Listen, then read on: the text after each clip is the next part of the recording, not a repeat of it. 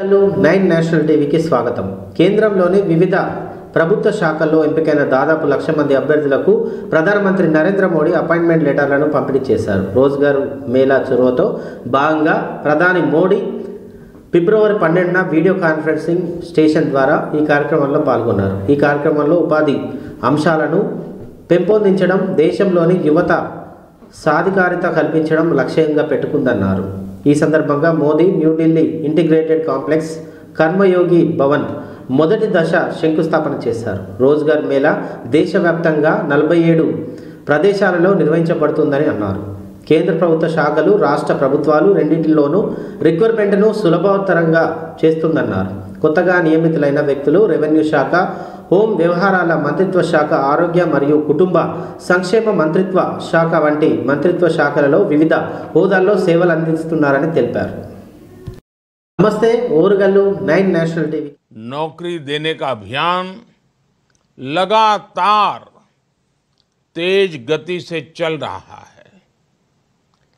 पहले की सरकारों में नौकरी के लिए विज्ञापन जारी होने से लेकर नियुक्ति पत्र देने तक बहुत लंबा समय लग जाता था।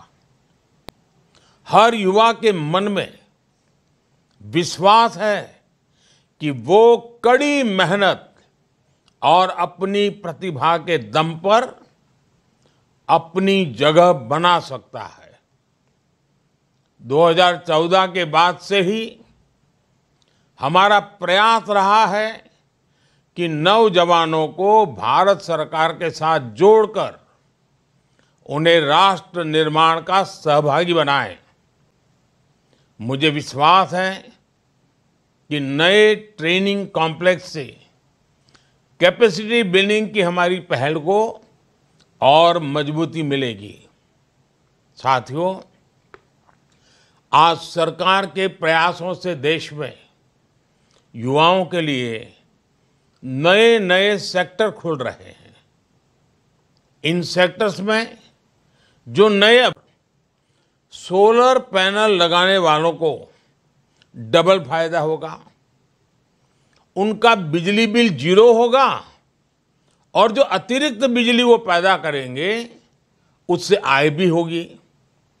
रूफटॉप सोलर की इतनी बड़ी योजना से देश में रोजगार के भी लाखों नए अवसर बनेंगे। कोई सोलर पैनल का काम करे। ఆర్ఎస్ఎస్ దేశంలో విద్వేషాలను వ్యాప్తి చేస్తున్నాయని కాంగ్రెస్ మాజీ చీఫ్ రాహుల్ గాంధీ మండిపడ్డారు. 2 రోజుల విరామం తర్వాత ఆదివారం ఛత్తీస్గఢ్లోని రాయ్గఢ్లో ఆయన భారత్ జోడో యాత్రను తిరిగి ప్రారంభించారు. ఈ సందర్భంగా రాహుల్ మాట్లాడుతూ, ప్రస్తుతం మన దేశంలో ఏ మూలన చూసినా విద్వేషం, హింస చెలరేగుతుందన్నారు. ఆ భాష మాట్లాడే వాళ్ళు మాకు నచ్చరని కొందరు, ఆ రాష్ట్రానికి చెందిన వాళ్ళు మాకు నచ్చరని ఇంకొందరు, ఇలా ఇతరులను ద్వేషించే వాళ్ళు పెరిగిపోతున్నారన్నారు. ఇలాంటి ఆలోచనలు దేశాన్ని బలహీనపరుస్తుందన్నారు. బీజేపీ, ఆర్ఎస్ఎస్ దేశంలో విద్వేషాలను రెచ్చగొడుతున్నాయని అన్నారు. అయితే మన దేశ డిఎన్ఏలో ప్రేమ ఉందని, ఇక్కడ వివిధ వర్గాలు ప్రజల ప్రేమతో ప్రశాంతంగా జీవిస్తున్నారని అన్నారు.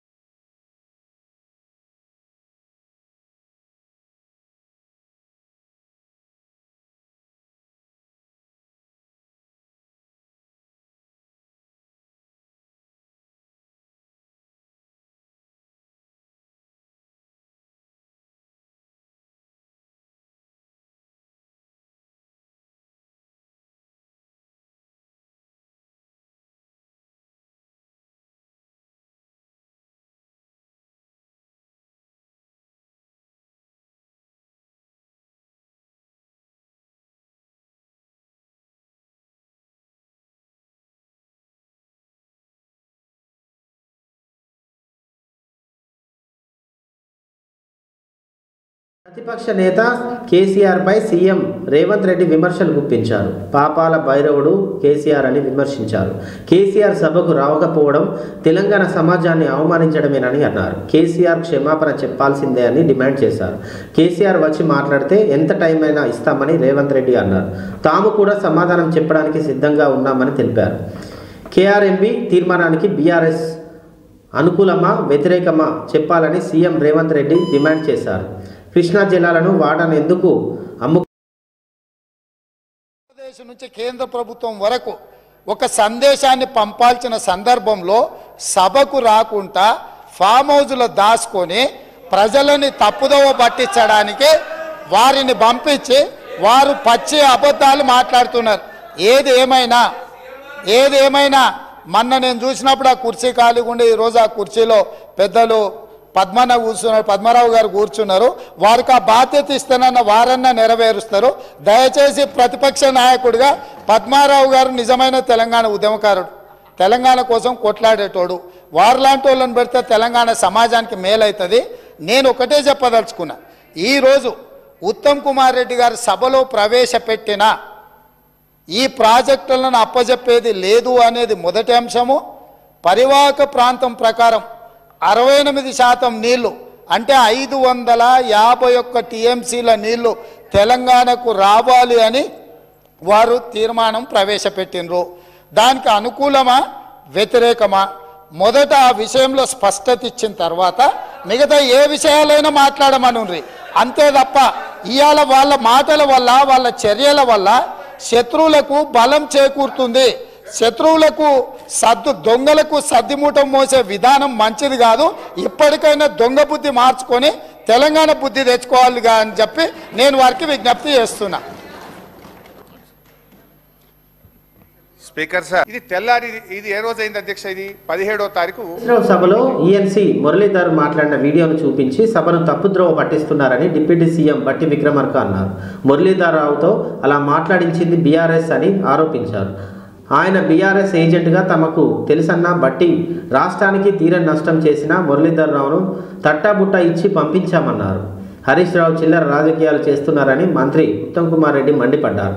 సభను తప్పుద్రోవ పట్టిస్తున్నారని విమర్శించారు. హరీష్ రావు చదివే మినిట్స్కు అంగీకరించబోమన్నారు. హరీష్ రావు కేసీఆర్ రాష్ట్ర ఇరిగేషన్కు తీరని నష్టం చేశారని ఆరోపించారు. కేసీఆర్ ఈ మీటింగ్ ఏమో 10th అయిపోతుంది, ఆ తర్వాత 20th తర్వాత మీటింగ్ పెడితే ఏదైనా చేసుకోవచ్చు అనే ఉద్దేశంతో కావాలనే అదే టెండర్ అగ్రిమెంట్ టైం అయిపోతుంది 10th అది అయిపోయిన తర్వాత మీటింగ్ పెట్టుకోండి అని చెప్పడం కోసం రాసిన లేఖ ఇంత స్పష్టంగా ఆనాడు ఉంటే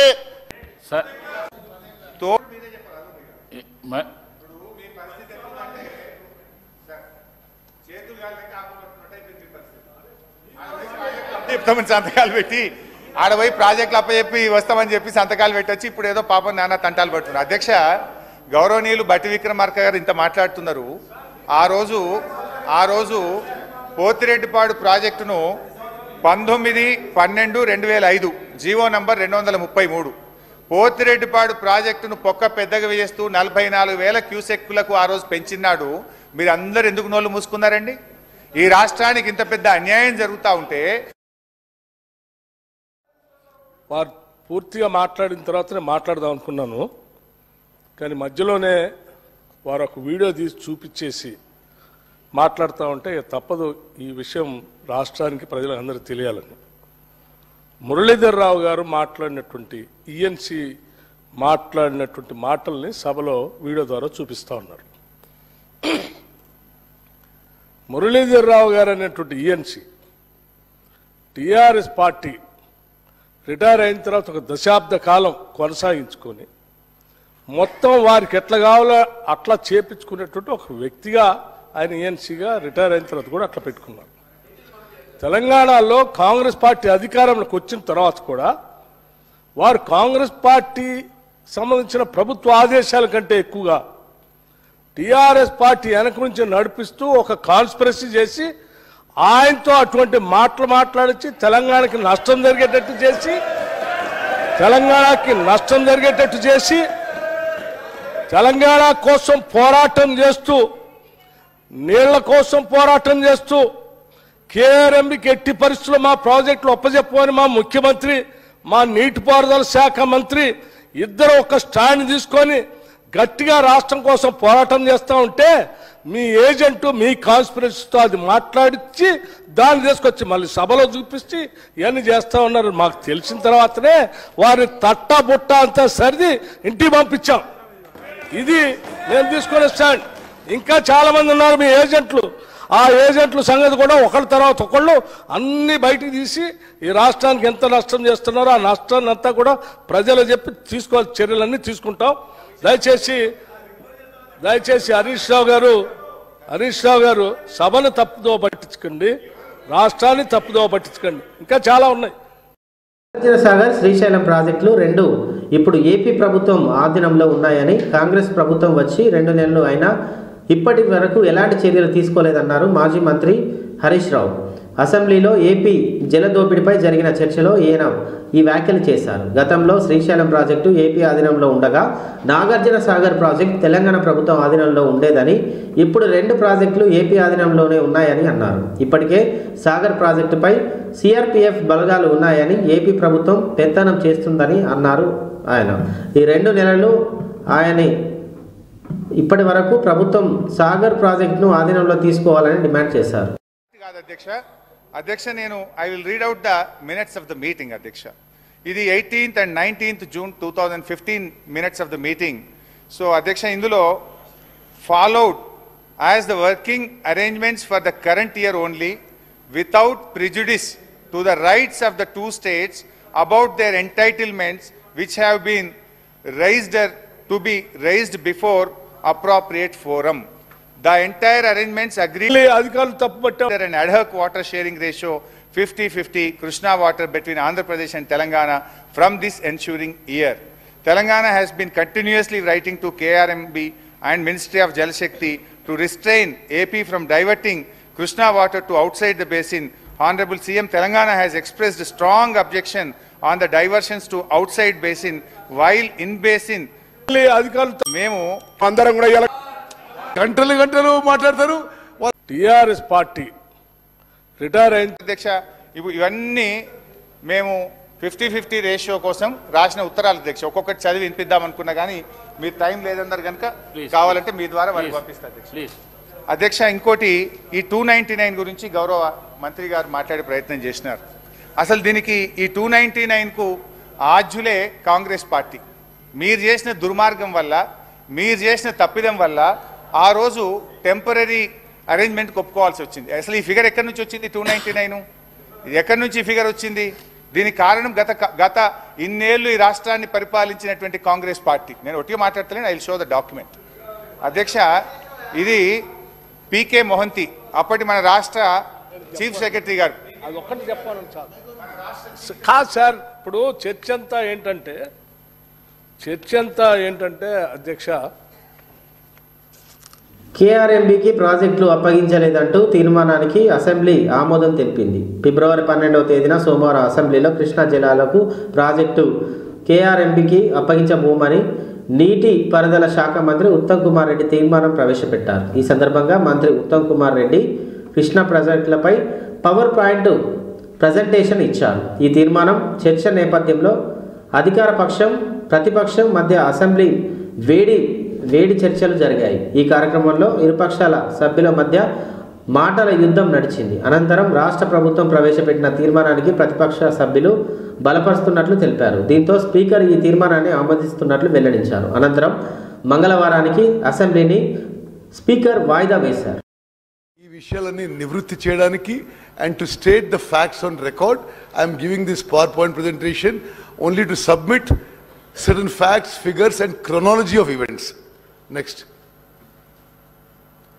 So we will just cover background of this issue, then Krishna Water Disputes Tribunal 1, Bachawat Award, Andhra Pradesh Reorganization Act, the terms of reference to Krishna Waters, Hipparji Barrage ani, Atata move further, Almati NT Ramarao పాటాలో గతానికంటే ఉమ్మడి ఆంధ్రప్రదేశ్ కంటే తెలంగాణ రాష్ట్రం ఏర్పడిన తర్వాత ఎక్కువ అన్యాయం జరిగిన విషయం అంకెలతో సహా మీకు ఎక్స్ప్లెయిన్ చేస్తున్నాను. మరి ఏరియా అండ్ పాపులేషన్ ఇవన్నిటినీ రూల్స్ మరి ఏ కారణంగానో మరి అవగాహన లేకనో అసమర్థత వల్లనో ఎగ్జిస్టింగ్ ప్రాజెక్ట్స్. Next slide. ప్రజలకు ఏం చెప్పదలుచుకున్నారు మీరు ఇప్పుడు? సరే, ఇది యావత్ తెలంగాణ ప్రజలకు తెలాలే. ఎస్ఎల్బిసి, కల్వకుర్తి, నెట్టెంపాడు, పాలమూరు రంగారెడ్డి డిండి లిఫ్టిగేషన్ స్కీమ్స్ కి అవసరం ఉన్న నీళ్ల విషయంలో వీళ్ళు వాటర్ క్లెయిమ్ చేసినప్పుడు ఈ లెక్కలు తీసుకోలేదు. Okay, next. పర్మనెంట్ గా శాశ్వతంగా తెలంగాణ ఇంట్రెస్ట్ మీరు డ్యామేజ్ చేశారనే విషయం నేను మనం చేస్తున్నాను. Okay, next slide. Allocation 811 TMC en bloc ఉమ్మడి ఆంధ్రప్రదేశ్ రాష్ట్రానికి బచావత్ ట్రిప్ class A and B in the exist. ఈ తెలంగాణ రాష్ట్రం ఏర్పడిన తర్వాత 2017లో 2018 వీళ్ళందరికీ యావత్ తెలంగాణ రాష్ట్రానికి ఒక విషయం తెలవాలి. Telangana dominates in terms of basin parameters like catchment area, drought prone area, basin population. ఇప్పుడు సభ్యులందరికీ మీరు కొంత మీకు అవకాశం దొరికినప్పుడు చర్చకు వచ్చినప్పుడు మీరు తప్పకుండా చర్చ చేయండి. సభకు సహకరించండి దయచేసి ప్లీజ్ సభకు సహకరించండి. మీరు స్పీకర్ సార్, నేను ముందే ఒక స్లైడ్ చూపెట్టిన మొత్తంగా మన interest damage. 1 minute. You want to see how much they have drawn. వాళ్ళు ఇచ్చి రేవంత్ రెడ్డి గారు ఒక క్లారిఫికేషన్ అంటారు, ఇది ప్రతి ఇయర్ ఎందుకు ట్రైబ్యునల్ వచ్చే వరకు ఇదే అరేంజ్మెంట్ ఉండదు అని చెప్పిండు. రెడ్డికి ప్రాజెక్టులు అప్పగించబోమని ప్రభుత్వం అసెంబ్లీలో తీర్మానం ప్రవేశపెట్టడం సంతోషకరమని స్వాగతిస్తున్నామని మాజీ మంత్రి బీఆర్ఎస్ ఎమ్మెల్యే హరీష్ రావు అన్నారు. ఇది బీఆర్ఎస్ ప్రజల విజయమని చెప్పారు. రేపు నల్గొండలో బీఆర్ఎస్ సభ పెట్టినందునే ప్రభుత్వం ఈ తీర్మానం చేసిందని చెప్పారు. ఈ సందర్భంగా మంత్రి కోమటిరెడ్డి వెంకటరెడ్డి, హరీష్ రావు మధ్యలో మాటల యుద్ధం నడిచింది. నల్గొండ జిల్లాను బీఆర్ఎస్ నాశనం చేసిందని చెప్పుతో కొట్టినట్టు ఆ పార్టీకి జిల్లాలో డిపాజిట్లు కూడా రాలేదన్నారు. నల్గొండలో అడుగుపెట్టే అర్హత బీఆర్ఎస్కు లేదన్నారు. దీనిపై హరీష్ రావు మాట్లాడుతూ అదే మేధాలో రాహుల్ గాంధీకి కూడా వర్తిస్తుందని చెప్పారు. దీంతో సభలో గందరగోళం నెలకొంది. కోమటిరెడ్డి వ్యాఖ్యలపై రికార్డు నుంచి తొలగించాలని స్పీకర్ను కోరారు హరీష్ రావు. కూడా ప్రజెంటేషన్ ఇవ్వడానికి, వాస్తవాలు వివరించడానికి సిద్ధంగా ఉన్నాము. మాకు కూడా ప్రజెంటేషన్కి అవకాశం ఇవ్వమని అడిగాం అధ్యక్ష. కానీ మాకు మీరు అవకాశం ఇవ్వకపోవడం ఇది దురదృష్టకరం. అధికార పక్షమైన ప్రతిపక్షమైన వాస్తవాలు ప్రజలకు తెలవాలంటే ఇద్దరు కూడా ప్రజెంటేషన్ ఇచ్చినప్పుడు వాస్తవాలు సభకు తెలుస్తాయి, సభ ద్వారా ప్రజలకు కూడా తెలిసే అవకాశం ఉంటుంది. కానీ మీరు ఈరోజు ఏకపక్షంగా ఇవ్వడం అనేటువంటిది ఇది చాలా బాధాకరం అధ్యక్ష. అయితే అట్లీస్ట్ తీసుకున్నాము, పరిశీలించినాము. గతంలో శాసనసభలో జరిగిన ఆనవాయితీని మరియు శాసనసభ నిబంధనలను కులంకషంగా పరిశీలించి తగు నిర్ణయం తీసుకొని మీకు తెలియజేస్తామని కూడా చెప్పినాము. మీరు మళ్ళీ దాన్ని రిపీట్ చేస్తున్నారు. దయచేసి డిస్క్రిప్షన్ ఉంది sir. You are all powerful sir. Please sir, anyhow sir, మా యొక్క నిరసన తెలియజేస్తూ మొత్తానికైతే ఇది ఈరోజు శాసనసభలో ప్రాజెక్టులు కేఆర్ఎంబీకి అప్పచెప్పమని మేము తీర్మానాన్ని ప్రవేశపెడుతున్నామని ఈరోజు కాంగ్రెస్ పార్టీ ముందుకు రావడం అంటే డెఫినెట్గా ఇది తెలంగాణ ప్రజల విజయం, బీఆర్ఎస్ పార్టీ విజయం. మేము రేపు నల్లగొండలో సభ పెట్టినాం గనక ఇవాళ ముందు రోజే సభలో తీర్మానం పెట్టి వాళ్ళు చేసిన తప్పులను సవరించుకున్నందుకు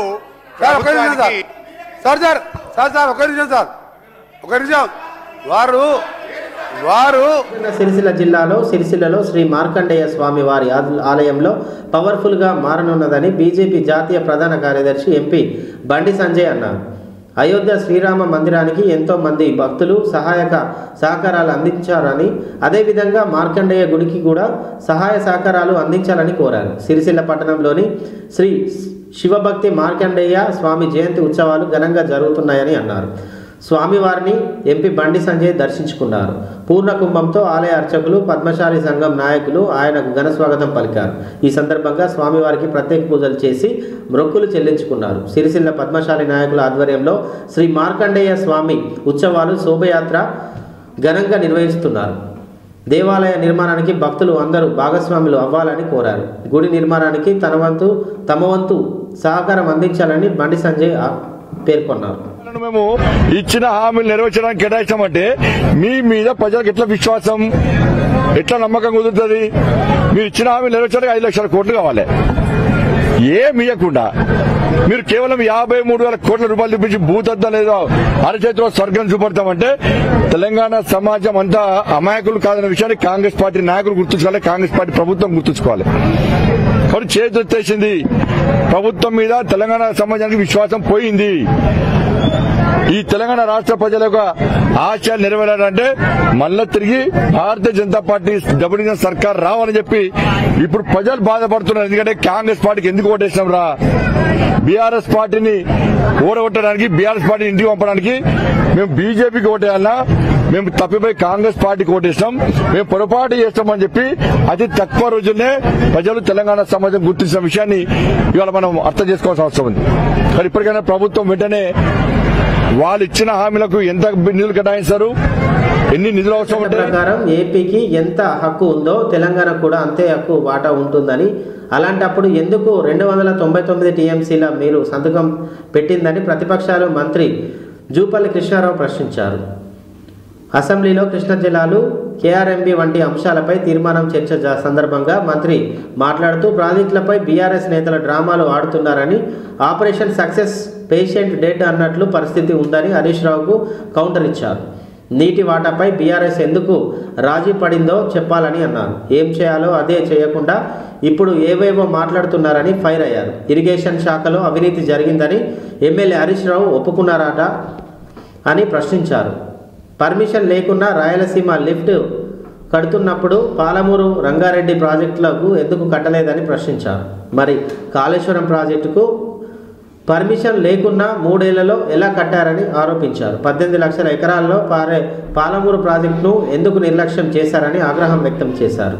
కేంద్రం తీసుకొచ్చిన అన్ని చట్టాలను బీఆర్ఎస్ మద్దతు ఇచ్చిందని, మరి మనకు కావలసిన ఖమ్మంలోని 7 మండలాల కోసం ఎందుకు పోరాడలేదని మంత్రి జూపల్లి అన్నారు. అంతర్జాతీయ నీటి చట్టాల ప్రకారం చూసినప్పుడు కూడా మన డిమాండ్ దాని ప్రకారం ఉండాలి. ఇవన్నీ పడేవాళ్ళు ఉందో వాస్తవంగా పరివాహక ప్రాంతం మనకు రావాలి. యాక్ట్లో లేనప్పుడు ట్రిబ్యునల్ బచావత వాటి ప్రకారం కూడా ఎన్ బ్లాక్ ఉన్నప్పుడు బ్రిజేష్ కుమార్ ట్రిబ్యునల్ అనేది రికమెండేషన్ కూడా దానికి శాంక్టిటీ, లీగల్ శాంక్టిటీ లేదు. ఉన్న సందర్భంలో ఎందుకు అగ్రి కావాల్సి వచ్చింది నెంబర్ 1 పాయింట్. రెండవది కోర్టుకు పోయింది. ఎందుకు కోర్టు పోవాల్సి వచ్చింది? మనం ఎందుకు పోవాలి కోర్టుకు? రీఆర్గనైజేషన్ యాక్ట్ ప్రకారము ఎన్ బ్లాక్ అలాట్ చట్టం బచావత్ బిల్ ప్రకారం అవార్డు చేసినప్పుడు మనం యాజ్ పర్ ఇంటర్నేషనల్ లా అంటే హెల్సింకి దాని ప్రకారం చూసినప్పుడు కూడా, అంటే అంతర్జాతీయ నీటి చట్టాల ప్రకారం చూసినప్పుడు కూడా మన డిమాండ్ దాని ప్రకారం ఉండాలి. ఉన్నప్పుడు డెఫినెట్గా మనకు 68.5, 31.5% వస్తుంది. ఎందుకు మనంతలుగా మనం డైల్యూట్ చేసుకొని 299 మనకు 511 వాళ్ళకని చెప్పని ఎందుకు లాస్ట్ 7 yearsకి వెళ్ళి సంతకాలు చేసుకుంటూ పోయినారు? అంటే దట్ క్రియేట్స్ అంటే సర్కమ్స్టెన్స్ ఎవిడెన్స్ అవుతుంది రేపు పొద్దున మనం డిమాండ్ చేసినప్పుడు, ఎట్లయితే అదర్ పార్టీకి వచ్చినప్పుడు. అధ్యక్ష అధ్యక్ష అంటే ఇది చేయాల్సిన అవసరం లేకుండా మనం ఎట్లయితే తెలంగాణ ఉద్యమం కోసం కొట్లాడి తెలంగాణ తెచ్చుకున్నామో, నీటి కోసమే ఉన్నప్పుడు ఈ రోజున ఉద్యమం చేస్తూ ఉన్నారు. ఈ 10 సంవత్సరాల నుంచి వాళ్ళకి ఎంత రైట్ ఉందో మనకు రైట్ ఉన్నప్పుడు మనం ఎందుకు కోర్టు పోవాల్సి వచ్చింది? మనం ఎందుకు డైల్యూట్ చేసుకొని 299 సంతకం పెట్టాల్సి వచ్చింది? సేమ్ ఈక్వల్, ఇద్దరు ప్రపోర్షన్ ఉంటుంది. వాళ్ళకంతా మనకంత రేట్. సో పోవాల్సిన అవసరం లేకుండాది. ఈ రోజున అంటే బేసిక్గా తెలంగాణ రాష్ట్రం వచ్చిన తర్వాత ఈనాటి బీజేపీ ప్రభుత్వము ఖమ్మం జిల్లాకు సంబంధించి 7 మండలాల అవతల కలపడం జరిగింది ఏపీ రాష్ట్రానికి. It's a political decision. Political decision లేనప్పుడు కానప్పుడు మనం చట్టం ప్రకారం పొలిటికల్ డిసిషన్ కోసం వాటి ఎగ్జాస్ట్ ఆల్ ది మోడ్స్ పద్ధతులు అంటే ఫైట్ అనేది దాని గురించి మాట్లాడలే చేయలే.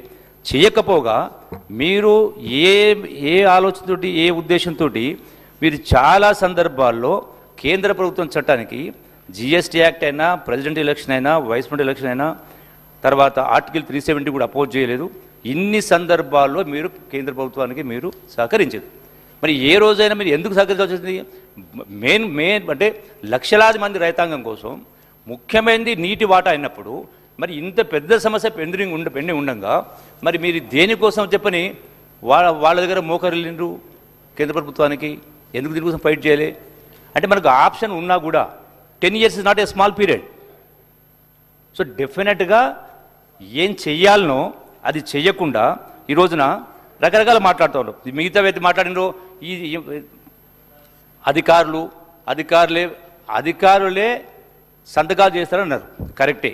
మళ్ళీ అధికారులే సంతకం చేసినప్పుడు స్మితా సబర్వాల్ గారు రాష్ట్రంలో ఇవాళ మోస్తారు నుంచి భారీ వర్షాలు పడే అవకాశం ఉన్నట్లు వాతావరణ నిపుణులు తెలిపారు. ఆదివారం నాడు రాష్ట్రంలోని పలు జిల్లాలో వర్షాలు పడిందని చెప్పారు. ఆదిలాబాద్, నిర్మల్ జిల్లాలో వర్షం పడిందని తెలిపారు. అందుకే ఉష్ణోగ్రతలు తగ్గుముఖం పట్టాయని చెప్పారు. ఫిబ్రవరి 16 నుంచి రాష్ట్రంలో ఉష్ణోగ్రతలు మళ్లీ పెరుగుతున్నాయని అంచనా వేశారు. మరోవైపు రాష్ట్ర రాజధాని హైదరాబాద్ ఉష్ణోగ్రతలు 33 డిగ్రీల సెల్సియస్ కంటే తక్కువ ఉన్నాయని Telangana state development planning society data ప్రకారం చాలా ప్రాంతాలు 33 డిగ్రీల సెల్సియస్ కంటే తక్కువగా ఉన్నాయని, అయితే కొన్ని ప్రాంతాల్లో 34 డిగ్రీల సెల్సియస్కు అధిగమించిందని, ఎండ ప్రభావితం చూపలేకపోయిందని అన్నారు.